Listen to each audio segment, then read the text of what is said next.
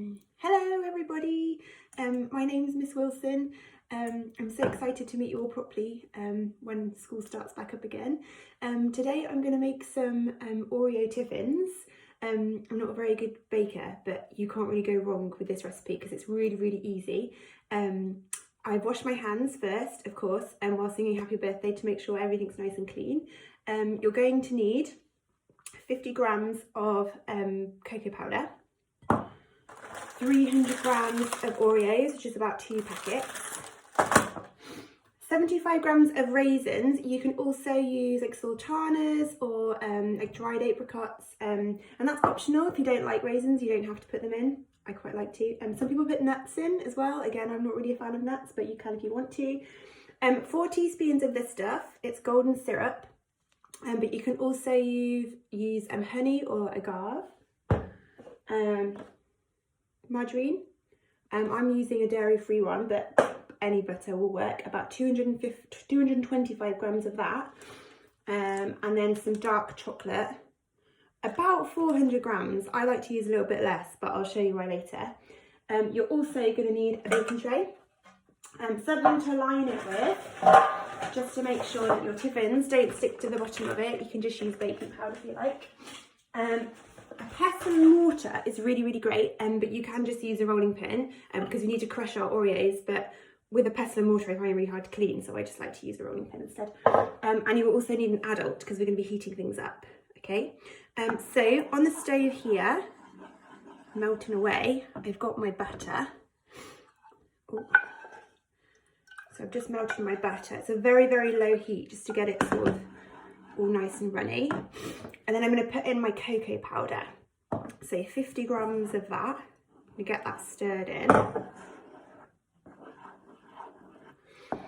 I'm also going to add my raisins now,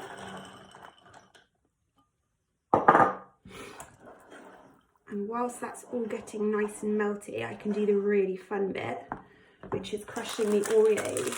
Okay.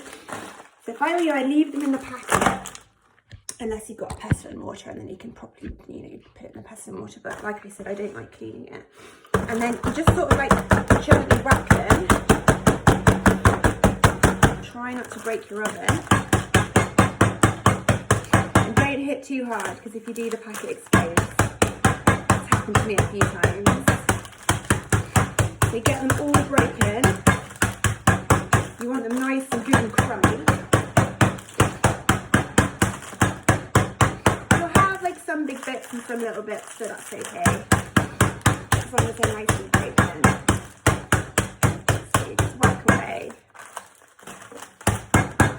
Oh, the packet split. Oh joy. Okay, so once they're good and broken, you can add them into your mix over here, which should be all nice and runny now, except it's got a bit, like a few lumps in it because I put raisins in, but that's okay. So add your Oreos to your mix.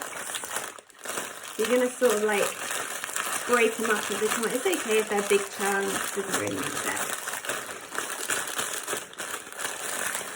Oh yeah, I forgot to add my syrup. 1 minute. Put my syrup in too. About 4 teaspoons. I just like to guess. You can ask your adult to help you with that bit. Okay, I'll put the other one open.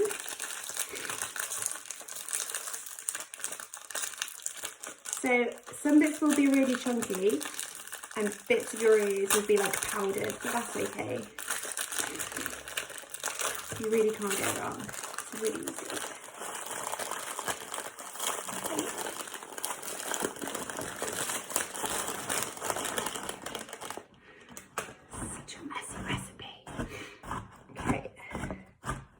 So get it all mixed in with the dough best you can.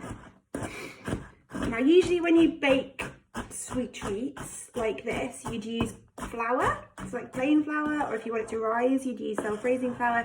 But because the Oreos break down, some bits are sort of powdery and they sort of act as your flour. So you get it all stirred in. Okay. Delicious. I'll just show you what it looks like. Yep. Nice and gooey.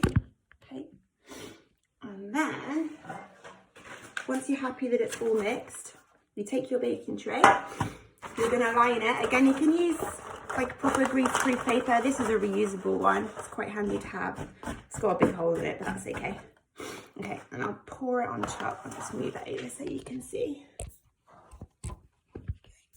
Okay. So you just pour it in. Pour it in. Oh, it's so dark and delicious looking. Smooth it all out. So you'll have something that looks like this. Nice big gooey mess. And then the dark chocolate, you're going to put that on top. Now there's a big temptation to put a really thick layer of chocolate on top, but you'll find that it's quite hard to cut if your layer of chocolate's too thick. And now you need to melt your chocolate. You can do it on the stove, but I've cheated and put it in the microwave. So it's all nice and delicious and runny. Oh, delicious. Okay, just get a spoon. Spoon it on. Spoon it on. I didn't quite use enough because I didn't have enough and I didn't want to go to the shop because I didn't think it was quite essential, but oh well. So you smooth that on top. Nice thin layer. Ends up looking like that.